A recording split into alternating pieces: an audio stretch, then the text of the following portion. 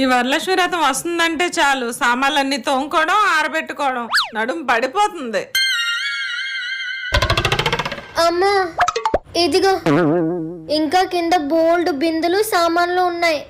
అమ్మో ఇంకా అన్ని సామాన్లు ఉన్నాయా నా ప్రాణానికి? కొనేటప్పుడు బానే ఉంటది కానీ తోమేటప్పుడే సరదా తీరిపోతుంది. అమ్మో నా వల్ల కావట్లేదు. ఈ సంతంతా అమ్మేసి తినడానికో 2 కంచాలు, తాగడానికో 2 గ్లాసులు, వండుకోవడానికి 2 తెప్పాలాలు, గరిట్లు ఉంటే చాలురా బాబు. అవునమ్మా ఎందుకు మనకి ఇన్ని సామాన్లు? అమ్మే ఓ పని అయిపోద్ది.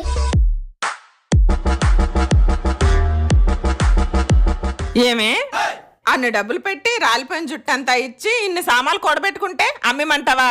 నా ఉద్దేశం అది కాదమ్మా, నువ్వే కదా అన్నావు. ఇప్పుడు కొనవన్నీ అమ్మేసుకుంటే రేపు పొద్దున మొగుడింటికి వెళ్ళాక నీకు ఇవ్వడానికి ఏ సిప్పలు ఉండవు. అమ్మను మించి దైవం ఉన్నదా?